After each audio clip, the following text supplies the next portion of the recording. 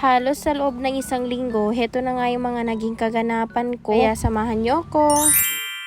Meron ngang program dito sa amin kaya heto at maghahanda rin kami. Hindi nga ito yung usually na handaan kasi tinatawag sa amin to na kanduli. Bawat kabahayan nga dito sa amin ay gumagawa rin sila ng kanilang kanduli. Pero sa paggagawa ng mga ganitong bagay ay hindi pinipilit sa amin. Kung sino lang talaga yung nakakaluwag-luwag dahil hindi naman talaga lahat ay kaya. Sa amin nga nitong nanay ko ay yung prutas na lang. Medyo hassle din kasi kapag magluluto pa kami. Medyo kinapos na nga rin kami sa oras. Pagkadating nga namin ay heto na nga yung nadatnan namin dito. Heto ngang nakikita nyo ay dulang kung tawagin sa amin. Ang laman nga nyan ay yung mga ulam, kanin, at hetong si Bunso na lang yung kasama ko dito kasi iniwan ko yung panganay. Dito nga umuupo kami kasi hinihintay namin na magtanghalian. Dahil kapag sumapit na nga yung oras ng pagkain ay ilalabas na lahat ng mga dulang na yan. Maliban nga sa pagdadala ng dulang, karamihan nga dito ay nilagay na lang sa pack lunch. Mas madali rin kasi siyang linisin kumpara sa dulang na kailangan mo pang hanapin yung mga plato mo bago ka makauwi. And pwede rin nga pala bumisita dito kahit sino, may kanduli ka man o wala. Open ito sa lahat, taga dito ka man or hindi. So ginagawa nga pala yung mga ganitong gawain kapag merong mga programa dito sa amin. Alhamdulillah sa blessings. After nga ng ilang araw, heto na naman kami ng tatay ko at bumiyahe kahit sobrang init. Medyo emergency kasi kaya hindi ko muna dala yung mga junakis ko. Dumaan nga muna kami dito sa may mga karinderya para nga bumili ng pananghalian. Nung oras na rin kasi at sobrang tirik na tirik yung araw. Papunta nga pala kami ngayon ng hospital dahil nandun nga yung kapatid ko tsaka yung asawa niya. Medyo malayo nga rin yung biyahe namin dito, mga nasa 20 minutes. Pagkabili nga namin ay umalis na talaga kami agad at heto, padating na nga kami sa may provincial hospital. Grabe nga yung hospital na to, maliban nga sa sobrang laki at sobrang lawak, dito ka lang makakakita ng hospital na walang cashier. Which means kahit piso wala ka talagang mababayaran. Dito ko nga rin pinanganak yung bunso ko and sa loob ng ilang araw na pagstay namin dyan, kahit piso wala talaga kaming nabayaran. Kadating nga namin ay umakyat na kami dito sa may 3rd floor. Dito nga kami ngayon sa hospital dahil manganganak na yung asawa ng kapatid ko. And sa mga oras na to ay nandito kami sa labas ng labor room. Alhamdulillah, after ilang minutes na paghihintay, heto na nga yung aming cute na baby. Heto na nga yung first ever na pamangkin ko kasi dalawa lang naman talaga kaming magkapatid. And sobrang nai-excite na talaga ako ng mga oras na to. May another baby boy na naman kami sa family. Grabe, lumalago na yung lahi namin.